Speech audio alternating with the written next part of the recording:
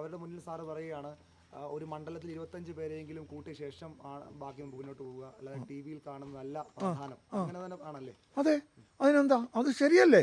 അതായത് നമ്മൾ ഇപ്പോൾ ടി വിയിൽ വരണമെങ്കിൽ നമ്മൾ ജില്ലയിൽ നടത്തുന്ന സമഗ്രങ്ങളൊക്കെ വരുവുള്ളല്ലോ. അപ്പോൾ അതെല്ലാം ടി വിയിൽ വരും.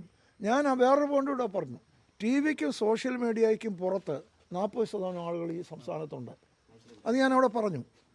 അപ്പോൾ അവരെ ആര് അഡ്രസ്സ് ചെയ്യും എന്ന് മാത്രമല്ല, ഈ സമരം ചെയ്യുന്ന അത്രയും നമ്പർ ആളുകൾ, എത്ര ബൂത്തുകളുണ്ട് നമ്മുടെ ജില്ലയിൽ? 1000 ബൂത്തുകളുണ്ട്. ഒരു ബൂത്ത് 2 പേര് ചെറുപ്പക്കാരോ പോലും ഇന്നില്ല, ഒരാൾ പോലും ഇല്ല. അപ്പോൾ അത് എനിക്കൊരു സ്വല അത് പരിഹരിച്ചില്ലെങ്കിൽ, അത് പരിഹരിക്കേണ്ടത് യൂത്ത് കോൺഗ്രസിൻ്റെ ഉത്തരവാദിത്തമാണ്. അതിന് എല്ലാ പാർട്ടിയിലെ മറ്റുള്ളവരെല്ലാം പിന്തുണ കൊടുക്കുകയും വേണം. എൻ്റെ പിന്തുണ ഞാൻ പ്രഖ്യാപിച്ചിട്ടുണ്ട്. ആ കാര്യത്തിൽ ഞാൻ പൂർണ്ണമായ പിന്തുണ. അങ്ങനെ നാം പ്രത്യേകിച്ച് CPM ശക്തമായ കേഡർ ഉള്ളപ്പോൾ, കോൺഗ്രസ് കേഡർ പാർട്ടിയല്ല, അത് ശരിയാണ്, എങ്കിലും യൂത്ത് കോൺഗ്രസ്സാണ്. ഞാൻ ഓർക്കുന്നുണ്ട്, ഞാൻ തിരഞ്ഞെടുപ്പിൽ മത്സരിക്കുന്ന കാലങ്ങളിലൊക്കെ യൂത്ത് കോൺഗ്രസ്സാണ്. ഓരോ പഞ്ചായത്ത് 25 മുതൽ 50 യൂത്ത് കോൺഗ്രസ്സുകാരാണ് തിരഞ്ഞെടുപ്പിന് വേണ്ടി ഇറങ്ങുന്നത്. അപ്പോൾ അതിന്നില്ലാതായി. ഇപ്പോൾ കഴിഞ്ഞ പ്രാവശ്യം തന്നെ നമ്മുടെ ജില്ലയിൽ, എൻ്റെ ജില്ലയിൽ തന്നെ പിന്നെ 3 പേര് യൂത്ത് മത്സരിച്ചു, ജയിച്ചോ? നിയമസഭ ജയിച്ചില്ലല്ലോ. എന്താ കാര്യം? അതായത് ഈ ഇലക്ഷനിൽ അവരിറങ്ങി പ്രവർത്തിക്കുമ്പോൾ അവരെ ബാക്കപ്പ് ചെയ്യാൻ ചെറുപ്പക്കാർ വേണം. പ്രായമായവർക്കുടെ പ്രവർത്തനങ്ങൾ പരിമിതിയുണ്ട്. അത് എൻ്റെ അഭിപ്രായമാണ്. അതാണ്, ആരെയും ഞാൻ കുറ്റപ്പെടുത്തിയിട്ടില്ല. രാജൽ മാങ്കൂട്ടത്തിനോട് എനിക്ക് ബഹുമാനമുള്ള ആളാണ്, എൻ്റെ സുഹൃത്താണ്. അദ്ദേഹത്തെ ഞാൻ കുറ്റപ്പെടുത്തിയിട്ടില്ല. ഞാനൊരു നിർദ്ദേശം പറഞ്ഞതേ ഉള്ളൂ. രാഹുൽ മാങ്കൂട്ടത്തിൽ കഴിഞ്ഞ ദിവസം അതേ വേദിയിൽ തന്നെ മറുപടി കൊടുത്തത്, കുടുംബ സംഗമങ്ങളിൽ യൂത്ത് കോൺഗ്രസ് പ്രവർത്തകരുടെ എണ്ണം കുറവായിരിക്കും, പക്ഷേ സമരമുഖത്തൂട്ടും കുറയില്ല എന്നാണ്. ഇത് രണ്ടും ഒരേ രീതിയിൽ പ്രാധാന്യമുള്ളത് തന്നെയല്ലേ? അല്ലേ? ഇത് രണ്ടും ഒരേ. സമരമുഖത്ത് ആളുണ്ടില്ലെന്ന് ഞാൻ പറഞ്ഞല്ലോ.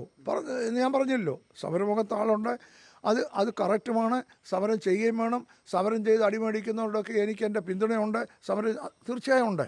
പക്ഷെ ആ വിഷയമല്ല ഞാൻ പറഞ്ഞത്. അതുമാത്രം പോരാ, മറിച്ച് ഓരോ പഞ്ചായത്തിലും കുറഞ്ഞത് 25 ചെറുപ്പക്കാരെങ്കിലും നമ്മൾ ഇലക്ഷന് മുമ്പ് ഉണ്ടാക്കിയില്ലെങ്കിൽ ഈ ഇലക്ഷൻ നമ്മൾ ജയിക്കാൻ ഉത്തരവാദിത്തമാണ് ഇങ്ങനെ ഒരു സൃഷ്ടിക്കേണ്ടത്. അത് യൂത്ത് കോൺഗ്രസ് മുൻകൈ.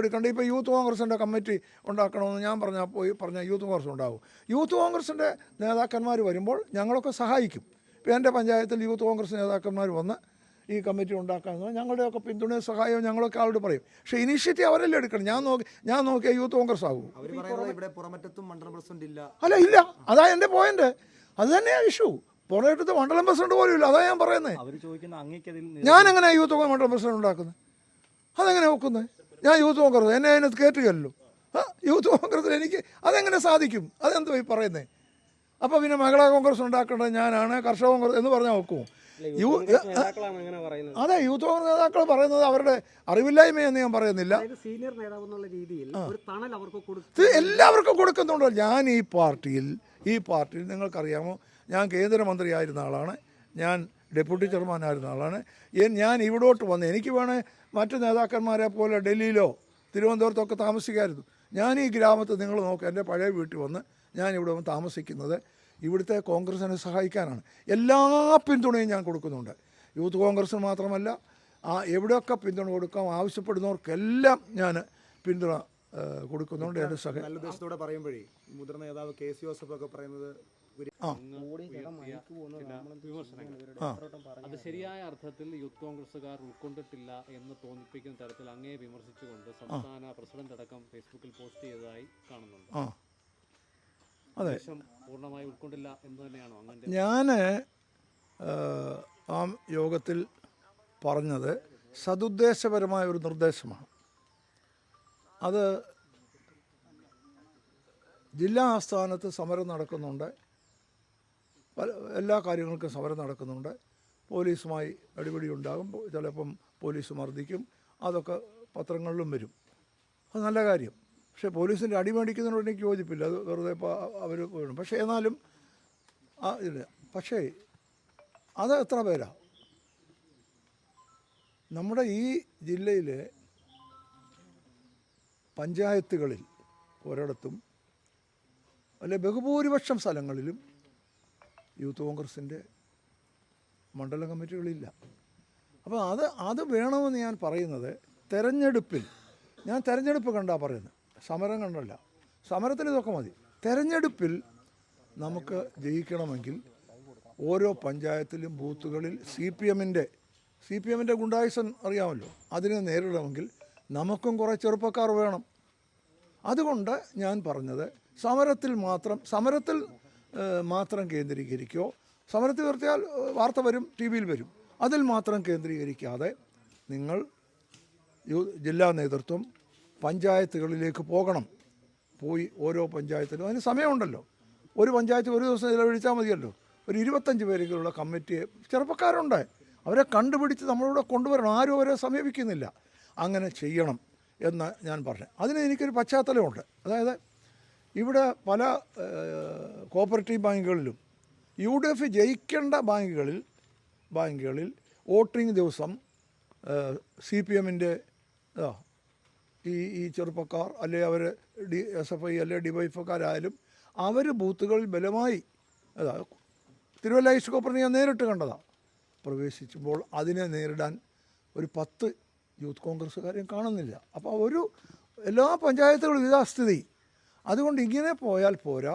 യൂത്ത് കോൺഗ്രസ്സുകാർ എല്ലാ പഞ്ചായത്തിലും യൂത്ത് കോൺഗ്രസിൻ്റെ കമ്മിറ്റി ഉണ്ടാകണം.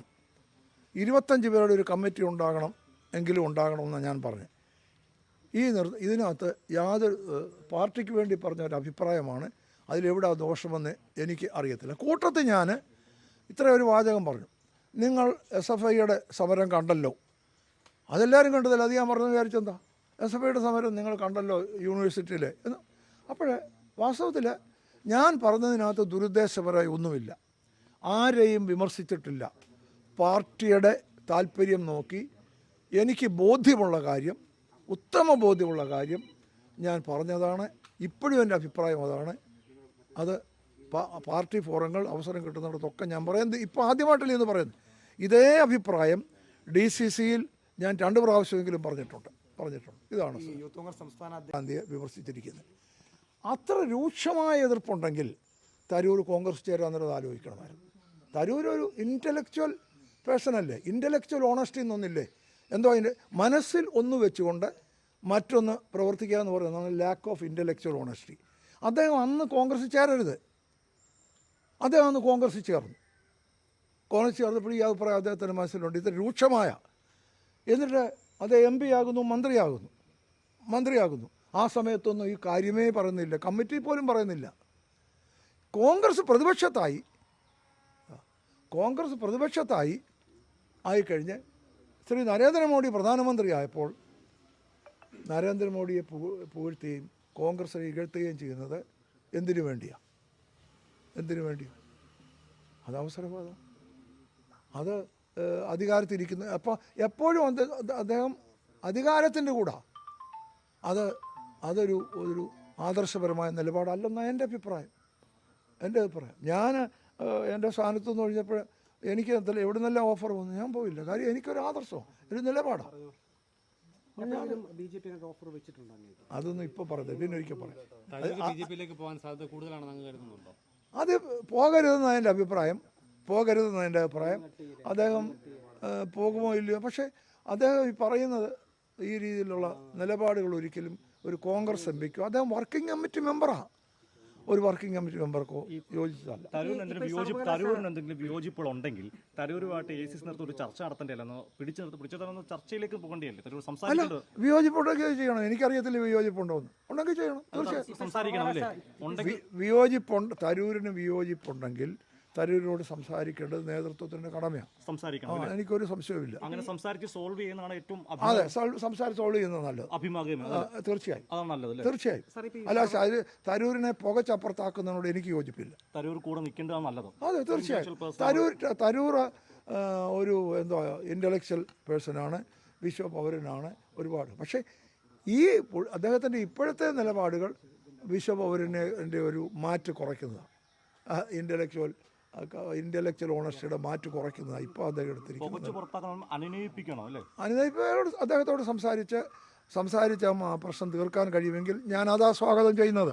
ഇപ്പോൾ ഈ സർവകലാശാല സമരത്തിൽ യൂത്ത് കോൺഗ്രസ് കൂടുതൽ ഊർജിതമായിട്ടൊരു സമരം നടത്തേണ്ടിയിരുന്നില്ലെന്ന് പല കൂടിയിൽ നിന്നും അഭിപ്രായങ്ങൾ വരുന്നുണ്ട്. അതായത് ഇപ്പം ഭരണപക്ഷ വിദ്യാർത്ഥി സംഘടനകൾ ഇതിപ്പോൾ സർവകലാശാല എന്തുവാ, സർവകലാശാല ഗവർണറും പിന്നെ ഗവൺമെൻറ്റുമായിട്ടുള്ള നാളെ അവരങ്ങ് യോജിക്കും.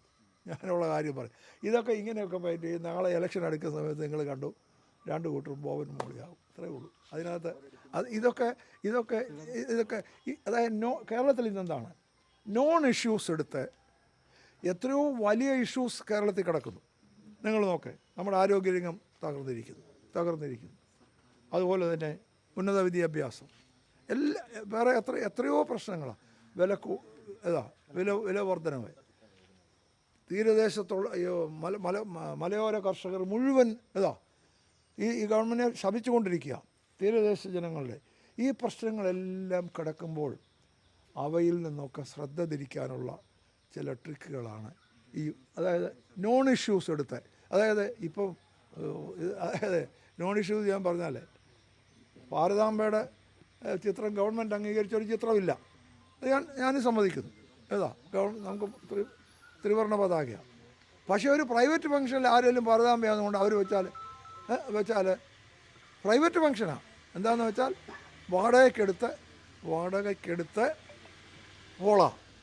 ഞാനിപ്പോൾ ഒരു ഹോള് വാടകയ്ക്കെടുത്താൽ അവിടെ ഞാൻ ഒരു പടം കൊണ്ട് വെച്ചാൽ വാടക തന്നവന് വല്ല അവകാശമുണ്ട് അതിനകത്ത്. അപ്പോൾ വാസ്തവത്തിൽ ഇല്ലാത്ത ഇഷ്യൂ ഉണ്ടാക്കുന്നു. അവിടെ ആ ഫോട്ടോ ഇരുന്നുകൊണ്ട് അത് ഭാരതാംബയുടെ പടം വന്ന ബഹുമാനപ്പെട്ട ഗവർണർ കരുതുന്നു. അദ്ദേഹത്തിൻ്റെ വിശ്വാസമാണ്. ഇരുന്നോട്ടെന്ന് വെച്ചാൽ പോരെ, നമ്മൾ വെക്കാതിരുന്നാൽ പോരെ, അല്ലെ ഗവൺമെൻറ് പരിപാടിയിൽ വെക്കാതിരുന്നാൽ പോരെ. അവിടെ പോയി പ്രശ്നം ഉണ്ടാക്കി ആ ഇഷ്യൂ ആണോ നമ്മുടെ കേരളത്തിലെ പ്രശ്നം? എത്രയോ പേർ തൊഴിലില്ലാത്തവർ കിടക്കുന്നു. വിലവർദ്ധനവ്, കർഷകരുടെ പ്രശ്നങ്ങൾ, മലയോര കർഷകരുടെ പ്രശ്നങ്ങൾ, യൂണിവേഴ്സിറ്റി വിദ്യാഭ്യാസത്തിലെ പ്രശ്നങ്ങൾ, ഇതെല്ലാം കിമ്മിൻ്റെ പ്രശ്നങ്ങൾ അറിയാമല്ലോ. അതെ, എന്തിന് ഞാൻ പറയാം നോൺ ഇഷ്യൂസ് എന്നിട്ട് അത് വലിയ കാര്യമായിട്ട് സിംപിളി നോൺ ഇഷ്യൂ. ഇപ്പം ഞാനിപ്പോൾ ഒരു പരിപാടിക്ക് ഒരു ഹോൾ എടുത്താൽ അവിടെ എനിക്കിഷ്ടമുള്ള പടം കൊണ്ട് വെക്കും. ഞാൻ റെൻറ്റ് കൊടുത്തതാണ്, എൻ്റെ അവകാശമില്ല. അത് ഓരോ നോൺ ഇഷ്യൂസ് വലുതാക്കി സമരം ചെയ്ത് ജനങ്ങളുടെ ശ്രദ്ധയെ ഗവൺമെൻറ് തിരിച്ചുവിടാൻ ശ്രമിക്കുന്നു. അതാണ് ശരിയാണ്. അതിപ്പോൾ ഞാൻ അതിനെന്താ പറയണം? KC ജോസഫിൻ്റെ വീട്ടിൽ പട്ടിയും ഗേറ്റും ഉണ്ട്. നിങ്ങൾ ഇങ്ങോട്ട് വന്നില്ലയോ? ഇവിടെ പട്ടിയുണ്ടോ ഗേറ്റുണ്ടോ? ഏതൊരാൾക്കും എപ്പോഴും വരാവുന്ന വീടല്ലേ? പട്ടിയോ ഗേറ്റോ ഉണ്ടോ? നിങ്ങൾ കാണുന്നുണ്ടല്ലോ. അപ്പോൾ പട്ടിയും ഗേറ്റും ഉള്ളവരാ ഇത് പറയുന്നത്. ഈ സാമൂഹ്യ മാധ്യമങ്ങളുടെ ജില്ലയിലെ യൂത്ത് കോൺഗ്രസ്, മഹിളാ കോൺഗ്രസ് നേതാക്കളുടെ വിമർശനം അങ്ങ് ശ്രദ്ധയിൽപ്പെട്ടിരുന്നോ?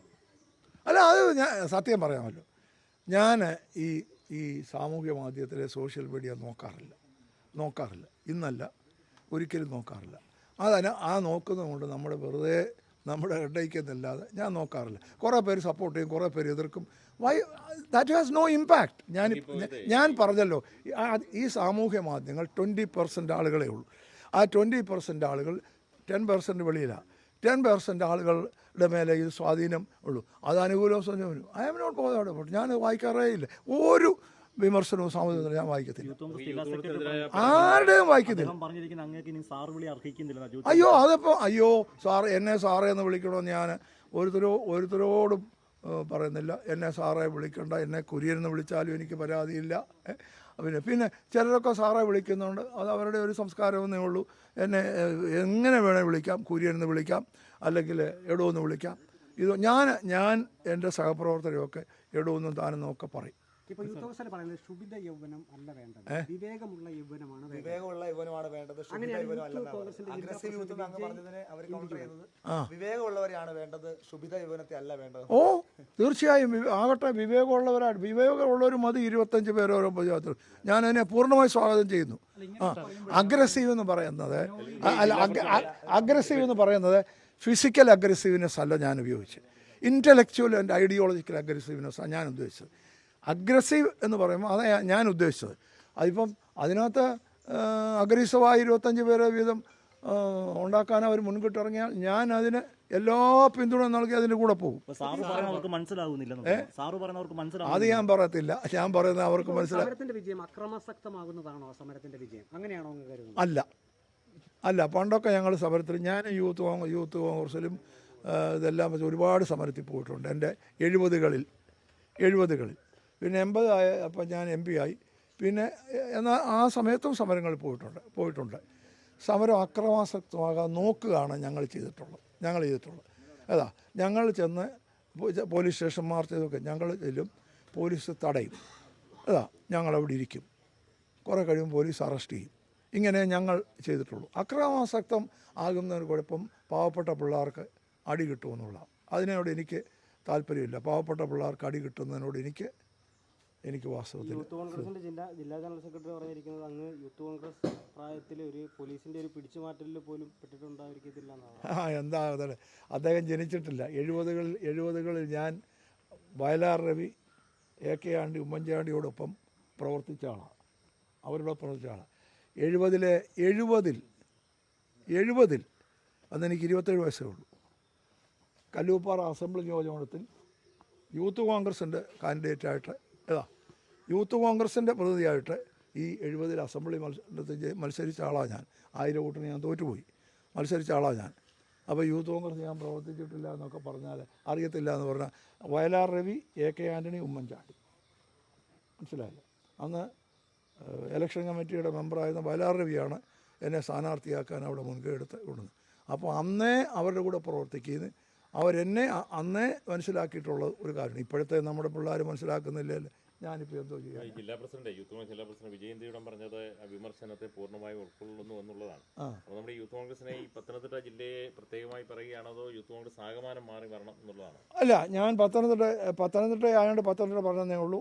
യൂത്ത് കോൺഗ്രസ്സിൽ എല്ലായിടത്തും ഞാൻ ഈ പറയുന്ന രീതിയിൽ എല്ലാ മണ്ഡലങ്ങളിലും എല്ലാ പഞ്ചായത്തുകളിലും മിനിമം 25 പേരുള്ള യൂത്ത് കോൺഗ്രസ് കമ്മിറ്റി ഉണ്ടാകേണ്ടത് ഇലക്ഷൻ ജയിക്കാൻ ആവശ്യമാണെന്ന് വിശ്വസിക്കുന്നു. സംസ്ഥാന വ്യാപകമായി ശക്തിപ്പെടുത്തണമല്ലേ അത് എന്ന് തന്നെ എൻ്റെ അഭിപ്രായം, എന്നാണ് എൻ്റെ അഭിപ്രായം. യെസ്. പ്രസംഗത്തിൽ പറഞ്ഞ ഒരു കാര്യം, പ്രസംഗത്തിൽ പറഞ്ഞ ഒരു കാര്യം, ജില്ലാ പ്രസിഡന്റിനെ ഇടയ്ക്ക് TV കാണുന്നുണ്ട് എന്നാണ് സാർ പറഞ്ഞത്. ഇന്നലെ വൈകുന്നേരം രാഹുൽ മാങ്കൂട്ടത്തിന്റെ ഒരു പോസ്റ്റ് വീണ്ടും പത്തനംതിട്ട ജില്ലാ പ്രസിഡന്റിനെ കാണിച്ചു. അല്ല, അത് ഞാൻ പരിഹാസമല്ലല്ലോ പറഞ്ഞേ. അതായത് ജില്ലാ പരിഹാസമുണ്ടോ? ഞാൻ പറയാം. അതിപ്പം നിങ്ങൾ ജഡ്ജ് ചെയ്തു, ഞാനത് പറയുന്നില്ല. പക്ഷേ എൻ്റെ പോയിൻ്റ്, അവിടെ നടക്കുന്ന സമരങ്ങളിലെല്ലാം യൂത്ത് കോൺഗ്രസിൻ്റെ ജില്ലാ പ്രസിഡന്റ് ഉൾപ്പെടെ ഞാൻ കാണുന്നുണ്ട് TV-യിൽ. പക്ഷേ അവരെ ആരെയും ഈ പഞ്ചായത്ത് ഞാൻ കണ്ടിട്ടില്ല. എൻ്റെ പഞ്ചായത്തിൽ അവിടെ പ്രസിഡന്റ് ഇല്ല എന്ന് നിങ്ങൾ തന്നെ പറഞ്ഞില്ലയോ? അവിടെ പ്രസിഡന്റ് ആക്കാനായിട്ട് വരുവോ, കമ്മിറ്റി ഉണ്ടാക്കുകയോ ഞാൻ കണ്ടിട്ടില്ല. എൻ്റെ അടുത്ത പഞ്ചായത്തുകൾ ഞാൻ കണ്ടിട്ടില്ല. അപ്പം ഞാൻ അതല്ലാതെ പിന്നെ എന്തോ പറയണ്ടേ? TV-യിൽ ഞാൻ കാണുന്നുണ്ട്, പക്ഷേ ഇത് ഗ്രൗണ്ടിലില്ല എന്ന് പറയണമല്ല വേണ്ടേ? ഗ്രൗണ്ടിലാണ് വർക്ക് ചെയ്യേണ്ടത്. ഞാനിപ്പോൾ ഉദാഹരണം പറയാം. നിലമ്പൂർ തെരഞ്ഞെടുപ്പിന് പലരും പോയി. ചാണ്ടിയൂപ്പൻ എന്ത് ചെയ്തു? അദ്ദേഹത്തിന് ഇവിടുത്തെ പഞ്ചായത്തുകളിൽ വീടുകൾ മുഴുവൻ കയറി. ശരിയാണോ? അതാണ് മാതൃക. ഗ്രൗണ്ടിൽ ഞാനൊക്കെ അങ്ങനെ വളർന്നു വന്ന ആളാണ്. അല്ല, എന്തൊന്നും ഞാൻ പറഞ്ഞില്ല. ചാണ്ടിയൂമ്മൻ ഇങ്ങനെ ചെയ്തു എന്ന് ഞാൻ പറഞ്ഞോളൂ. മാതൃകയാക്കണോ? ഈ ഫേസ്ബുക്കിലും റീലിനൊക്കെ അപ്പുറത്തെ ഗ്രൗണ്ടിൽ പ്രവർത്തിക്കണം, അങ്ങനെയല്ല? അല്ല, അതെ, ഫേസ്ബുക്കിൽ അയക്കൂ. പക്ഷെ ഗ്രൗണ്ടിൽ പ്രവർത്തിച്ചില്ലെങ്കിൽ ഫേസ്ബുക്ക് കൊണ്ടൊന്നും ഫേസ്ബുക്കിൽ 20% ഉള്ളെന്ന് ഞാൻ പറഞ്ഞല്ലോ. സോഷ്യൽ മീഡിയ ജയിക്കാൻ അത് പോരാ. അതാണ് ഇഷ്യൂ. അങ്ങ് ആരുടെയും പേരെടുത്ത് പറയുമെങ്കിലും ചില ആളുകളെങ്കിലും അങ്ങനെ ഫേസ്ബുക്കിൽ കേന്ദ്രീകരിച്ച് പ്രവർത്തനം നടത്തുന്നു അല്ലേ? അതല്ല വേണ്ടത്. അല്ല, ഫേസ്ബുക്കിലും ആയിക്കോട്ടെ. ഞാൻ പറഞ്ഞല്ലോ 20% ഉണ്ട്. പക്ഷെ ഫേസ്ബുക്ക് കൊണ്ട് മാത്രം ആകത്തില്ല. അങ്ങ് സവിശേഷമായ ഒരു വിമർശനം പാർട്ടിക്കുള്ളിലാണ്, പാർട്ടിയുടെ യോഗത്തിലാണ് പറഞ്ഞത്. അതെ, അത്തരം യോഗങ്ങളിൽ തുടർന്നും ഇത്തരം തരത്തിലുള്ള വിമർശനം ഞാൻ പാർട്ടി യോഗങ്ങളെ ഞാൻ പറയാറുള്ളത്. ഞാൻ പുറത്ത് പറയാറില്ല. ഇനിയും പറയുമല്ലോ പാർട്ടി യോഗങ്ങൾ എന്ന് ഞാൻ എൻ്റെ അഭിപ്രായം എപ്പോഴും പാർട്ടി തുറന്നു പറയുന്ന ആളാണ് ഞാൻ. എന്ന് പറയുന്ന ആളാണ് ഞാൻ. വ്യത്യസ്തമായ അഭിപ്രായങ്ങൾ, നേതൃത്വത്തിൽ നിന്ന് വ്യത്യസ്തമായ അഹിതകരമായ അഭിപ്രായങ്ങൾ പലപ്പോഴും പറഞ്ഞിട്ടുണ്ട്. എൻ്റെ അഭിപ്രായങ്ങൾ ഞാൻ തുറന്നു പറയുന്ന ആളാണ്. അതിനത്ര ഉദാഹരണം